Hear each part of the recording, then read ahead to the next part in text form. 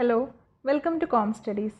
Calicut university BCom BBA വിദ്യാർത്ഥികളുടെ important ആയിട്ടുള്ളൊരു പേപ്പറാണ് business regulations.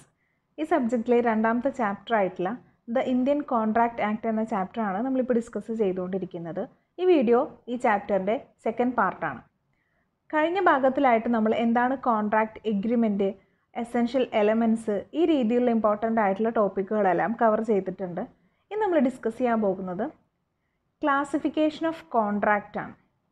കോൺട്രാക്റ്റിൻ്റെ different type of ക്ലാസിഫിക്കേഷനെ കുറിച്ചിട്ടാണ് ഇന്ന് നമ്മൾ ഡിസ്കസ് ചെയ്യാൻ പോകുന്നത്. സ്ക്രീനിൽ നിങ്ങളിപ്പോൾ കാണുന്നത് ടോട്ടൽ ക്ലാസിഫിക്കേഷൻ്റെ ഒരു ഓവറോൾ ഡയഗ്രമാണ്. ഈ ഡയഗ്രാം എക്സാമിന് ക്വസ്റ്റ്യൻ വന്നു കഴിഞ്ഞാൽ വരച്ചു വെക്കുന്നത് എപ്പോഴും നല്ലതായിരിക്കും. ഈ രീതിയിലാണ് ഒട്ടുമിക്ക പേപ്പറുകളിൽ നമുക്ക് സ്കോർ ചെയ്യാൻ എളുപ്പമായിരിക്കും ഇത്തരത്തിലുള്ള ഗ്രാഫുകൾ ഉപയോഗിക്കുമ്പോൾ. ഇനി നമുക്ക് ഡിസ്കഷനിലേക്ക് കടക്കാം. കോൺട്രാക്റ്റുകളെ ബേസിക്കായിട്ട് 3 ഫങ്ഷണൽ ബേസിലാണ് ക്ലാസിഫൈ ചെയ്യുന്നത്, അല്ലെങ്കിൽ 3 ക്രൈറ്റീരിയകൾ വെച്ചിട്ടാണ് ക്ലാസിഫൈ ചെയ്യുന്നത്. ഫസ്റ്റ് വണ്ണാണ് on the basis of validity. Validity ബേസിൽ ഒരു ക്ലാസിഫിക്കേഷൻ ഉണ്ട്. On the basis of formation, on the basis of performance. ഇത് നമുക്ക് ഓരോന്നും ഡീറ്റെയിൽ ആയിട്ട് എന്താണെന്ന് ചെക്ക് ചെയ്യാം. First one, classification of contracts. ഫസ്റ്റ് ക്ലാസിഫിക്കേഷനാണ് according to validity or enforceability. Validity ബേസിലോ അല്ലെങ്കിൽ എൻഫോഴ്സിബിലിറ്റി ബേസിലോ ക്ലാസിഫൈ ചെയ്യുന്നതാണ് ഫസ്റ്റത്തെ ക്ലാസിഫിക്കേഷൻ. അതിൽ തന്നെ ഒന്നാമത്തെ ക്ലാസിഫിക്കേഷനാണ് വാലിഡ് കോൺട്രാക്റ്റ്. വാലിഡ് കോൺട്രാക്റ്റ്, ഒരു വാലിഡ് കോൺട്രാക്റ്റ് എന്ന് പറഞ്ഞാൽ an agreement enforceable at low is A valid contract. ഒരു എൻഫോഴ്സിബിൾ, ലോയിൽ എൻഫോഴ്സിബിൾ ആയിട്ടുള്ള ഏതൊരു എഗ്രിമെൻറ്റിനെയും നമ്മൾ വാലിഡ് കോൺട്രാക്റ്റുകൾ എന്ന് പറയുന്നു. നമ്മൾ ഓൾറെഡി ഡിസ്കസ് ചെയ്തിട്ടുണ്ട് എന്താണ് എൻഫോഴ്സിബിലിറ്റി, എന്താണ് എഗ്രിമെൻറ്റുകൾ എന്നെല്ലാം ഡിസ്കസ് ചെയ്തിട്ടുണ്ട്. അപ്പോൾ അതാണ് വാലിഡ് കോൺട്രാക്റ്റ്. ഇനി നമുക്ക് നോക്കാനുള്ളത് വോയിഡ് കോൺട്രാക്റ്റ് ആണ്. വോയിഡ് എന്ന ടേം കൊണ്ട് ഉദ്ദേശിക്കുന്നത് തന്നെ നോട്ട് ബൈൻഡിങ് ഇൻ ലോ എന്നാണ്. അതായത് നിയമപരമല്ലാത്തത് എന്നാണ് വോയിഡ് എന്നതുകൊണ്ട് ഉദ്ദേശിക്കുന്നത്. A contract which ceases to be enforceable by law becomes void when it ceases to be an enforceable. നിയമത്തിൻ്റെ ഒരു രീതിയിലും അല്ലെങ്കിൽ ലോ എൻഫോഴ്സ് ചെയ്യാത്ത ഒരു എഗ്രിമെൻറ്റിനെ അല്ലെങ്കിൽ ഒരു കോൺട്രാക്റ്റിനെ നമ്മൾ വോയിഡ് കോൺട്രാക്റ്റ് എന്നാണ് പറയുന്നത്, നിയമപരമല്ലാത്ത ഒരു കോൺട്രാക്റ്റിനെ. ഫോർ എക്സാമ്പിൾ, ഇതിലൊരു എക്സാമ്പിൾ പറഞ്ഞിട്ടുണ്ട്. ഒരു 2 വ്യക്തികൾ തമ്മിൽ, ഒരു ഇന്ത്യൻ സിറ്റിസണും ഒരു പാകിസ്ഥാൻ സിറ്റിസണും തമ്മിൽ ഒരു കോൺട്രാക്റ്റിൽ എൻ്റർ ചെയ്യുകയാണ്. എൻ്റർ ചെയ്യുന്ന സമയത്ത് ഇതൊരു വാലിഡ് കോൺട്രാക്റ്റ് ആയിരിക്കും എന്ന പ്രതീക്ഷയിൽ തന്നെയാണ് ഇവർ എൻ്റർ ചെയ്യുന്നത്. എന്തെങ്കിലും ഒരു കാരണവശാൽ, ഇപ്പോൾ ഒരു വാർ പോലെയുള്ള ഒരു സിറ്റുവേഷൻ വരികയാണെങ്കിൽ പിന്നീട് ഈ 2 രാജ്യത്തിലുള്ള വ്യക്തികൾക്കും തമ്മിൽ എന്ത് ചെയ്യാൻ പറ്റില്ല, ഈ കോൺട്രാക്റ്റുമായിട്ട് മുന്നോട്ട് പോകാൻ പറ്റില്ല. അപ്പോൾ ആ കോൺട്രാക്റ്റ് എന്തായി മാറുകയാണ്, നിയമപരമല്ലാണ്ടായി മാറുകയാണ്. അപ്പോൾ ഈ രീതിയിൽ അത് മാറുന്നതിനെയാണ് നമ്മൾ വോയിഡ് കോൺട്രാക്റ്റ് എന്ന് പറയുന്നത്. ആ എഗ്രിമെൻ്റ് എന്താണ് ആവുന്നത്, വോയിഡ് എഗ്രിമെൻ്റായി അല്ലെങ്കിൽ വോയിഡ് കോൺട്രാക്റ്റ് ആയിട്ട് മാറുകയാണ്. ഇതാണ് വോയിഡ് കോൺട്രാക്റ്റ്. ഇനി നെക്സ്റ്റ് വണ്ണാണ് void agreement. An agreement not enforceable by law is said to be void. അതായത് ഒരു എഗ്രിമെൻറ്റ് ലോ എൻഫോഴ്സ് ചെയ്യാത്തതാണെങ്കിൽ അതിനെയാണ് നമ്മൾ വോയിഡ് എഗ്രിമെൻറ്റ് എന്ന് പറയുന്നത്. ഫോർ എക്സാമ്പിൾ, ഒരു മൈനറുമായിട്ട് നമ്മൾ എന്ത് ചെയ്യാണ്, ഒരു എഗ്രിമെൻറ്റിൽ ഏർപ്പെടുന്നതിനെ നമുക്ക് വോയിഡ് എഗ്രിമെൻറ്റ് എന്ന് പറയും. കാരണം മൈനറുമായിട്ട് നമുക്ക് കോൺട്രാക്റ്റിൽ എഗ്രിമെൻറ്റിൽ ഏർപ്പെടാൻ പറ്റില്ല. അപ്പോൾ ഈ രീതിയിലുള്ളതിനെയാണ് നമ്മൾ വോയിഡ് എഗ്രിമെൻറ്റ് എന്ന് പറയുന്നത്. അടുത്ത പോയിൻ്റാണ് വോയിഡബിൾ കോൺട്രാക്ട്സ്. വോയിഡബിൾ കോൺട്രാക്ട്സ് എന്നുള്ള കോൺസെപ്റ്റ് നമ്മൾ കഴിഞ്ഞ വീഡിയോയിൽ കണ്ടിട്ടുണ്ടായിരുന്നു. ഫ്രീ കൺസെൻറ്റ് എന്ന് പറയുന്ന ഒരു എലമെൻറ്റ്, അതേ കോൺസെപ്റ്റ് തന്നെയാണ് ഇവിടെ വരുന്നത്. അതായത് ഏതെങ്കിലും ഒരു രീതിയിൽ ബ്ലാക്ക് മെയിൽ ചെയ്തുകൊണ്ടോ അല്ലെങ്കിൽ ശാരീരികമായി ഉപദ്രവിച്ചുകൊണ്ടോ ഒരു വ്യക്തിയെ നമ്മൾ എന്ത് ചെയ്യാണ്, നമ്മുടെ കോൺട്രാക്റ്റിൽ എൻ്റർ ചെയ്യിപ്പിക്കാൻ വേണ്ടി നിർബന്ധിക്കുകയാണ്. ത്രട്ടൻ ചെയ്തുകൊണ്ട് ആ വ്യക്തിയുമായിട്ടൊരു കോൺട്രാക്റ്റ് നമ്മൾ എന്ത് ചെയ്യുന്നുണ്ട്, കോൺട്രാക്റ്റിൽ എൻ്റർ ചെയ്യുന്നുണ്ടെങ്കിൽ ആ കോൺട്രാക്റ്റ് എപ്പോഴും വോയിഡബിൾ കോൺട്രാക്റ്റ് ആയിരിക്കും. നമ്മൾ നേരത്തെ പറഞ്ഞ പോലെ ഈ ഫിലിമുകളിലൊക്കെ ചിലപ്പോൾ നമ്മൾ അങ്ങനെ കാണാറുണ്ട്, അങ്ങനെ ഒരു സിറ്റുവേഷൻ. നിർബന്ധിച്ചിട്ട് താല്പര്യമില്ലാത്ത ഒരു കോൺട്രാക്റ്റിൽ ഏതെങ്കിലും ഒരു ബ്ലാക്ക് മെയിലിംഗ് എന്തെങ്കിലും ഒരു വഴി സ്വീകരിച്ചുകൊണ്ട് ആ വ്യക്തിയെ കൊണ്ട് എൻ്റർ ചെയ്യിപ്പിക്കുന്നുണ്ടെങ്കിൽ അതിനെയാണ് നമ്മൾ വോയിഡബിൾ കോൺട്രാക്റ്റ് എന്ന് പറയുന്നത്. അപ്പോൾ ആ രീതിയിൽ എൻ്റർ ചെയ്ത് കഴിഞ്ഞാൽ ആ കോൺട്രാക്റ്റ് വോയിഡബിളായി മാറും. ഇനി അടുത്തൊരു ടൈപ്പാണ് അൺഎൻഫോഴ്സിബിൾ കോൺട്രാക്ട്സ്. ഇതൊരു വാലിഡ് കോൺട്രാക്റ്റ് ആണ്. പക്ഷേ എന്താണ്, എന്തെങ്കിലും ഒരു കാരണവശാൽ കോടതിയിൽ നമുക്ക് ഈ കോൺട്രാക്റ്റിനെ ലോ എൻഫോഴ്സ് ചെയ്യാൻ പറ്റുന്നില്ല, എൻഫോഴ്സിബിലിറ്റി മീറ്റ് ചെയ്യാൻ, കോടതിയിലെ എൻഫോഴ്സിബിലിറ്റി മീറ്റ് ചെയ്യാൻ പറ്റാത്തൊരു സിറ്റുവേഷൻ വരികയാണ്. എന്തുകൊണ്ട്, ഏതെങ്കിലും ഒരു ടെക്നിക്കൽ ഡിഫക്റ്റ് കൊണ്ടാണ് വരുന്നതെങ്കിൽ അതിനെയാണ് അൺഎൻഫോഴ്സിബിൾ കോൺട്രാക്റ്റുകൾ എന്ന് പറയുന്നത്. ഇവിടെ ശ്രദ്ധിക്കേണ്ട ടേം ടെക്നിക്കൽ ഡിഫക്റ്റ് ആണ്. ഏതെങ്കിലും ഒരു രീതിയിലുള്ള ടെക്നിക്കൽ ഡിഫക്റ്റ് കൊണ്ട് ഒരു വാലിഡ് കോൺട്രാക്റ്റിനെ കോടതിയിൽ ലോ എൻഫോഴ്സ് ചെയ്യാൻ നമുക്ക് സാധിക്കുന്നില്ലെങ്കിൽ അത്തരം കോൺട്രാക്റ്റിനെയാണ് അൺഎൻഫോഴ്സിബിൾ കോൺട്രാക്റ്റുകൾ എന്ന് പറയുന്നത്. ഫോർ എക്സാമ്പിൾ, ഈ ടെക്നിക്കൽ ഡിഫക്റ്റ് എന്ന് ഉദ്ദേശിക്കുന്നത് തന്നെ ഇപ്പോൾ നമ്മുടെ രജിസ്ട്രേഷൻ്റെ നമ്മുടെ കോൺട്രാക്റ്റ് വാലിഡ് ആണ്, ഒക്കെ ക്ലിയർ ആണ്, നമ്മൾ ഓക്കെ ആണ്. ഇത് നമ്മൾ ലോ എൻഫോഴ്സ് ചെയ്യുന്ന സമയത്ത് നമുക്ക് എന്താണ്, നമ്മുടെ രജിസ്ട്രേഷൻ പ്രൊസീജിയറിൽ എന്തെങ്കിലും മിസ്റ്റേക്ക് വന്നിട്ടുണ്ടായിരുന്നു, അല്ലെങ്കിൽ നമ്മുടെ സ്റ്റാമ്പ് എന്തെങ്കിലും കംപ്ലൈൻറ്റ് വന്നിട്ടുണ്ടായിരുന്നു. ഈ രീതിയിൽ എന്തെങ്കിലും ഒരു ടെക്നിക്കൽ ഡിഫക്റ്റ് വന്നിട്ടുള്ളത് കൊണ്ട് നമുക്ക് എന്ത് ചെയ്യാൻ പറ്റണില്ല, ഈ ഒരു കോൺട്രാക്റ്റിനെ എൻഫോഴ്സ് ചെയ്യാൻ പറ്റുന്നില്ല, ലോ എൻഫോഴ്സ് ചെയ്യാൻ പറ്റുന്നില്ലെങ്കിൽ അതിനെയാണ് അൺഎൻഫോഴ്സിബിൾ കോൺട്രാക്റ്റ് എന്ന് പറയുന്നത്. ഇനി അടുത്തൊരു കോൺട്രാക്റ്റാണ് illegal or unlawful contract.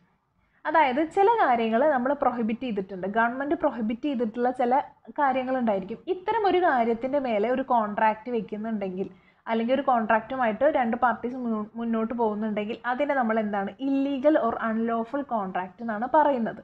Prohibit ചെയ്തൊരു കാര്യത്തിൻ്റെ മേലെ വീണ്ടും ഒരു കോൺട്രാക്റ്റ് വെച്ച് കഴിഞ്ഞാൽ അതിനെ അൺലോഫുൾ കോൺട്രാക്റ്റ് ആയിട്ടാണ് പറയുന്നത്.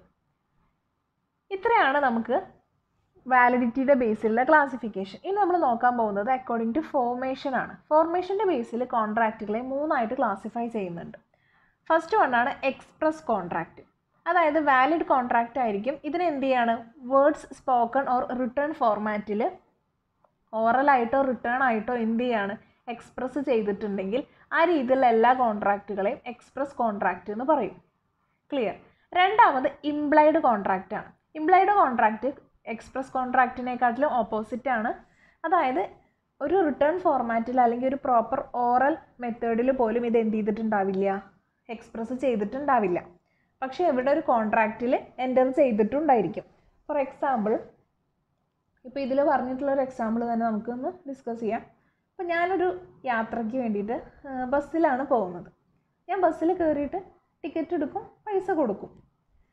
പക്ഷെ ഞാനൊരിക്കലും ഒരു ഓറൽ സ്റ്റേറ്റ്മെൻ്റ് ആയിട്ടോ ഒരു റിട്ടേൺ സ്റ്റേറ്റ്മെൻ്റ് ആയിട്ടോ ഞാൻ ഇന്ന ബസ്സിൽ ഇന്ന സമയത്ത് കയറിയിട്ട് ഇത്ര രൂപ ടിക്കറ്റ് കൊടുത്ത് ഇന്ന സ്ഥലം വരെ യാത്ര ചെയ്യുകയാണ് നമ്മളൊരു റിട്ടേൺ ഫോർമാറ്റിൽ അല്ലെങ്കിൽ ഒരു ഓറൽ രൂപത്തിലോ നമ്മൾ ഒരിക്കലും എന്ത് ചെയ്യില്ല, പറയുകയോ എഴുതി തയ്യാറാക്കുകയൊന്നും ചെയ്യില്ല. അങ്ങനെ ഒരു സിറ്റുവേഷൻ നമുക്ക് ആവശ്യമില്ല. ഇതിനെയാണ് നമ്മൾ ഇംപ്ലൈഡ് കോൺട്രാക്റ്റുകൾ എന്ന് പറയുന്നത്. നമ്മൾ അങ്ങനെ ബസ്സിൽ യാത്ര ചെയ്യുന്ന സമയത്ത് ബസ്സുകാരുടെ ഉത്തരവാദിത്വമാണ് നമ്മൾ ആ സുരക്ഷിതമായിട്ട് നമ്മൾ എവിടെയാണോ ഇറങ്ങാൻ ഉദ്ദേശിക്കുന്നത് നമ്മൾ ടിക്കറ്റ് എടുത്തിരിക്കുന്നത് അവിടെ എത്തിക്കുക എന്നുള്ളതാണ്. പക്ഷേ അതല്ലാണ്ട് നമ്മളൊരു കണ്ടക്ടറുമായിട്ടോ അല്ലെങ്കിൽ ഒരു ഡ്രൈവറുമായിട്ടോ വേറൊരു രീതിയിലുള്ള കോൺട്രാക്റ്റുകളിലും ഒരു റിട്ടേൺ ഫോർമാറ്റിലോ അല്ലെങ്കിൽ ഓറൽ ഫോർമാറ്റിലുള്ള ഒരു കോൺട്രാക്റ്റിനെ നമ്മൾ എക്സ്പ്രസ് ചെയ്യുന്നില്ല. ഇത്തരം കോൺട്രാക്റ്റുകളെയാണ് ഇംപ്ലൈഡ് കോൺട്രാക്റ്റുകൾ എന്ന് പറയുന്നത്. മൂന്നാമത്തെ ഒരു ക്ലാസിഫിക്കേഷനാണ് ക്വാസി കോൺട്രാക്റ്റുകൾ. ക്വാസി കോൺട്രാക്റ്റുകൾ ഇതൊരു വാലിഡ് അല്ലെങ്കിൽ ഒരു കംപ്ലീറ്റ് ഒരു കോൺട്രാക്റ്റ് ആയിട്ടല്ല പറയുന്നത്, പക്ഷേ ക്രിയേറ്റഡ് ബൈ ലോ ഈ ഒരു രീതിയിലാണ് ഈ കോൺട്രാക്റ്റുകളെ പറയുന്നത്. ക്വാസി കോൺട്രാക്റ്റുകളെ കൺസ്ട്രക്റ്റീവ് കോൺട്രാക്റ്റ് എന്നും പറയുന്നുണ്ട്. ഫോർ എക്സാമ്പിൾ, അപ്പോൾ നമുക്കൊരു സാധനം വഴിയിൽ നിന്ന് കളഞ്ഞു കിട്ടി, ഒരു പേഴ്സ് കളഞ്ഞു കിട്ടി. അപ്പോൾ നമ്മൾ എന്ത് വേണം, നമുക്ക് കിട്ടിയ ആ പേഴ്സിൻ്റെ ഉടമസ്ഥൻ ആരാണോ ആ വ്യക്തിയെ കണ്ടുപിടിച്ച് ഇത് തിരിച്ച് ഏൽപ്പിക്കുക എന്നുള്ളത് നമ്മുടെ ഒരു ഉത്തരവാദിത്വമാണ്. നമ്മൾ നിർബന്ധമായിട്ടും ചെയ്യേണ്ടതാണ്, അതൊരു ഒബ്ലിഗേഷനാണ്. ഈ രീതിയിൽ നമ്മൾ എന്ത് ചെയ്യാണ്, ഒരു കോൺട്രാക്റ്റിൽ എൻ്റർ ചെയ്യേണ്ടി വരികയാണ്. ഇത്തരം കോൺട്രാക്റ്റുകളെയാണ് ക്വാസി കോൺട്രാക്റ്റുകൾ എന്ന് പറയുന്നത്. ക്ലാസിഫിക്കേഷൻ്റെ രണ്ടാമത്തെ സെക്ഷനായിട്ടുള്ള ഫോർമേഷൻ്റെ ബേസിലാണ് ഈ മൂന്ന് ക്ലാസിഫിക്കേഷൻ വന്നിട്ടുള്ളത്: express contract, implied contract, quasi contract. ഇനി നമ്മൾ നോക്കാൻ പോകുന്നത് പെർഫോമൻസിൻ്റെ ബേസിലുള്ള ക്ലാസിഫിക്കേഷൻ. എക്സിക്യൂട്ടഡ് കോൺട്രാക്റ്റ് എന്ന് പറഞ്ഞാൽ നമ്മൾ നോർമലായിട്ട് രണ്ട് പാർട്ടീസ് എൻ്റർ ചെയ്യുന്നു, ഒരു കോൺട്രാക്റ്റിൽ എൻ്റർ ചെയ്യുന്നു, ഒരു പാർട്ടി ഓഫർ ചെയ്യുന്നു, മറ്റേ പാർട്ടി ആക്സെപ്റ്റ് ചെയ്യുന്നു. അതിനുശേഷം രണ്ട് പേരും ഈ ഒരു എഗ്രിമെൻ്റ് അല്ലെങ്കിൽ ഒരു കോൺട്രാക്റ്റിനെ ക്യാരി ഔട്ട് ചെയ്യുകയാണ്. എന്താണോ അവർ പറഞ്ഞിട്ടുള്ള ഓഫർ അത് ആക്സെപ്റ്റ് ചെയ്യുകയും അത് പെർഫോം ചെയ്യുകയും ചെയ്തിട്ടുണ്ടെങ്കിൽ അത്തരം കോൺട്രാക്റ്റിനെയാണ് എക്സിക്യൂട്ടഡ് കോൺട്രാക്റ്റ് എന്ന് പറയാം. ഇപ്പോൾ ഞാൻ എൻ്റെ കയ്യിലുള്ളൊരു കാറ് ആർക്കെങ്കിലും വേറൊരാൾക്ക് സെയിൽ ചെയ്യാമെന്ന് പറഞ്ഞു, ഒരു 5 ലക്ഷം രൂപയ്ക്കാണ്. അപ്പോൾ ഈ സമയത്ത് ഞാനിത് കറക്റ്റായിട്ട് സെയിൽ ചെയ്യുകയും ചെയ്യുക, അദ്ദേഹം കറക്റ്റായിട്ട് എമൗണ്ട് എനിക്ക് തരികയും ചെയ്തിട്ടുണ്ടെങ്കിൽ രണ്ട് പാർട്ടീസും എന്ത് ചെയ്തു, ഈ ഒരു കോൺട്രാക്റ്റ് പെർഫോം ചെയ്തു. അതിനെയാണ് നമ്മൾ എക്സിക്യൂട്ടഡ് കോൺട്രാക്റ്റ് എന്ന് പറയുന്നത്. നെക്സ്റ്റ് വണ്ണാണ് എക്സിക്യൂട്ടറി കോൺട്രാക്റ്റ്. എക്സിക്യൂട്ടറി കോൺട്രാക്റ്റ് എന്ന് പറഞ്ഞാൽ ഇപ്പോൾ നമ്മളൊരു കോൺട്രാക്റ്റിൽ എൻ്റർ ചെയ്യുന്നതിൽ എന്തെങ്കിലും ഒരു കാരണവശാൽ ഇത് പെർഫോം ചെയ്തിട്ടില്ല എങ്കിൽ ഇതിനെയാണ് എക്സിക്യൂട്ടറി കോൺട്രാക്റ്റുകൾ എന്ന് പറയുന്നത്. എക്സാമ്പിൾ നോക്കാം. ഇപ്പം ഞാൻ എൻ്റെ വീട് പെയിൻറ്റ് ചെയ്യാൻ വേണ്ടിയിട്ടൊരു പാർട്ടീനെ ഏൽപ്പിക്കുന്ന സമയത്ത് ഞാൻ പറഞ്ഞു വീട് പെയിൻറ്റ് ചെയ്യാൻ 5000 റുപ്പീസ് തരാം, ആ എമൗണ്ടിനാണത് ഞാൻ ഉദ്ദേശിക്കുന്നത് എന്ന് പറഞ്ഞു. അപ്പോൾ അവർ പറഞ്ഞു ഒരു മാസം കഴിഞ്ഞിട്ട് നോക്കാം എന്ന് പറഞ്ഞു. പക്ഷേ എന്തെങ്കിലും ഒരു കാരണവശാൽ അവർ വരാതിരിക്കുകയോ അല്ലെങ്കിൽ അവർ പെയിൻറ്റ് ചെയ്തില്ല, ഈ എമൗണ്ട് ഓക്കെ അല്ലാത്തത് കൊണ്ട് എന്തെങ്കിലും ഒരു കാരണവശാൽ അവർ ചെയ്തില്ല എന്ന് വിചാരിക്കും. അപ്പം ഞാൻ അവർക്ക് പൈസ കൊടുക്കേണ്ട ആവശ്യമില്ല, കാരണം അവരും നമ്മുടെ കോൺട്രാക്റ്റിലുള്ള ഒരു കാര്യം പെർഫോം ചെയ്തില്ല, ഞാനും അത് ചെയ്യേണ്ട ആവശ്യമില്ല. ഇത്തരത്തിലൊരു കോൺട്രാക്റ്റിനെയാണ് എക്സിക്യൂട്ടറി കോൺട്രാക്റ്റ് എന്ന് പറയുന്നത്. ഇനി കുറച്ച് കഴിഞ്ഞിട്ട് അവരത് പെർഫോം ചെയ്യുകയാണെങ്കിൽ, അവരൊന്ന് പെയിൻറ്റ് ചെയ്ത് ഞാൻ ആ എമൗണ്ട് കൊടുക്കുകയാണെങ്കിൽ അപ്പോൾ അത് എന്താവും, എക്സിക്യൂട്ടഡ് കോൺട്രാക്റ്റായിട്ട് മാറും. അല്ലെങ്കിൽ ഇത് എക്സിക്യൂട്ടറി കോൺട്രാക്റ്റ് എന്നാണ് പറയുക, കാരണം ഇത് ക്യാരി ഔട്ട് ചെയ്തിട്ടില്ല, പെർഫോം ചെയ്തിട്ടില്ല.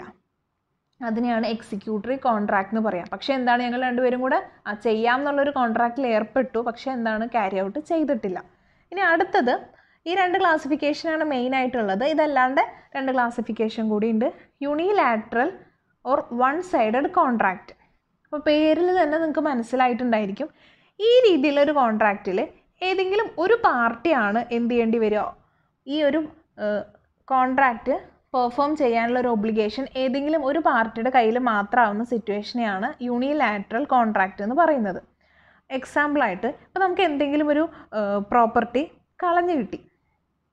ഇപ്പോൾ നേരത്തെ പറഞ്ഞ പേഴ്സ് നമുക്ക് കളഞ്ഞു കിട്ടി. അപ്പോൾ നമ്മൾ എന്ത് ചെയ്യും, മാക്സിമം ശ്രമിക്കുകയാണ് ഇത് കറക്റ്റ് ആ ഒരാൾ ആരാന്ന് കണ്ടുപിടിക്കാൻ ശ്രമിക്കുകയാണ്. അല്ലെങ്കിൽ നമുക്കൊരു ഗോൾഡ്, ഒരു ചെയിന് കളഞ്ഞു കിട്ടി, അപ്പോൾ നമ്മൾ എന്ത് ചെയ്യാണ്, ഇത് ആരാന്ന് കണ്ടുപിടിക്കാൻ വേണ്ടി ഒരുപാട് വഴി കൂടെ ശ്രമിക്കും.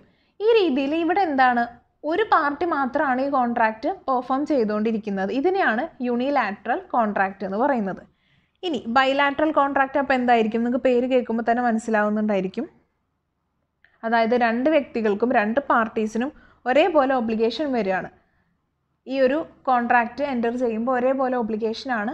പക്ഷെ നേരത്തെ പറഞ്ഞ പോലെ ഒരു ടൈം പീരീഡിന് അപ്പുറമാണ് ഇത് രണ്ടുപേരും പെർഫോം ചെയ്യുന്ന ഒരു സിറ്റുവേഷൻ വരികയാണെങ്കിൽ അതിനെ ബൈലാറ്ററൽ കോൺട്രാക്റ്റ് എന്ന് പറയും. രണ്ടുപേരും ഇത് പെർഫോം ചെയ്യുന്നുണ്ട്. ഇത്തരത്തിലൊരു കോൺട്രാക്റ്റിനെയാണ് ബൈലാറ്ററൽ കോൺട്രാക്റ്റ് എന്ന് പറയുന്നത്. അപ്പോൾ നമ്മൾ 3 ബേസിലുള്ള ക്ലാസിഫിക്കേഷൻ കണ്ടു.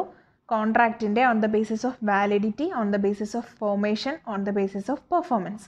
വാലിഡിറ്റി ബേസിൽ കോൺട്രാക്റ്റുകളെ valid contract, void agreement, voidable contract, unenforceable contract, illegal or unlawful contract എന്നിങ്ങനെയാണ് തരംതിരിച്ചിരിക്കുന്നത്.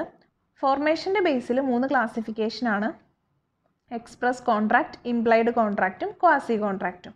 പെർഫോമൻസ് ബേസിൽ എക്സിക്യൂട്ടഡ് കോൺട്രാക്റ്റും എക്സിക്യൂട്ടറി കോൺട്രാക്റ്റും. പിന്നെ ഒരു ക്ലാസിഫിക്കേഷൻ പോലെ യൂണിലാറ്ററായിട്ടും ബൈലാറ്ററായിട്ടും ക്ലാസിഫൈ ചെയ്യുന്നുണ്ട്. ഇതൊക്കെയാണ് ക്ലാസിഫിക്കേഷൻ ഓഫ് കോൺട്രാക്റ്റുകൾ വരുന്നത്. ഇനി നമുക്ക് നോക്കാനുള്ളത് എഗ്രിമെൻറ്റും കോൺട്രാക്റ്റും തമ്മിലുള്ള ഡിഫറൻസ് ആണ്. അപ്പോൾ ഓൾറെഡി എന്താണ് എഗ്രിമെൻ്റ് എന്ന് കോൺട്രാക്റ്റ് എന്ന് നമ്മൾ കണ്ടിട്ടുണ്ട്. ആ എഗ്രിമെൻറ്റ് എൻഫോഴ്സിബിൾ ബൈ ലോ ആകുമ്പോൾ അത് കോൺട്രാക്റ്റായി മാറും. അപ്പോൾ നമുക്കത് എന്തിൻ്റെ ഡിഫറൻസ് എന്താ നമുക്ക് ഓൾറെഡി ആലോചിച്ച് തന്നെ കിട്ടുന്നതായിരിക്കും. ഇതിൽ നമുക്ക് ടെക്സ്റ്റ് ബുക്കിൽ അവൈലബിൾ ആവുന്നത് ഡെഫിനിഷൻ്റെ ഒരു classification, creation, legal obligation, binding concept, ഈ രീതിയിലാണ് ഡിഫറൻസ് വന്നിരിക്കുന്നത്. രണ്ടാമത് വോയിഡ് എഗ്രിമെൻറ്റും വോയിഡബിൾ കോൺട്രാക്റ്റും തമ്മിലുള്ള ഡിഫറൻസ് കൊടുത്തിട്ടുണ്ട്. ഇതൊക്കെയാണ് ഈ ചാപ്റ്ററിൽ ഇമ്പോർട്ടൻ്റ് ആയിട്ടുള്ള ഭാഗങ്ങൾ വരുന്നത്. അപ്പോൾ നമ്മൾ ഇത് ഇന്ത്യൻ കോൺട്രാക്റ്റ് ആക്ട് എന്ന് പറയുന്ന ചാപ്റ്ററാണ് ഡിസ്കസ് ചെയ്തത്. നിങ്ങൾക്ക് ഇനി എന്തെങ്കിലും സംശയങ്ങൾ വരികയാണെങ്കിൽ താഴെ കാണുന്ന മെയിൽ ഐ ഡിയിൽ മെയിൽ ചെയ്ത് കഴിഞ്ഞാൽ നമുക്കതിൻ്റെ നോട്ട്സ് എല്ലാം അയച്ചു തരാം. അല്ലെങ്കിൽ എന്താണോ ഡൗട്ട് വരുന്നത് അത് ക്ലിയർ ചെയ്ത് തരുന്നതായിരിക്കും. താങ്ക്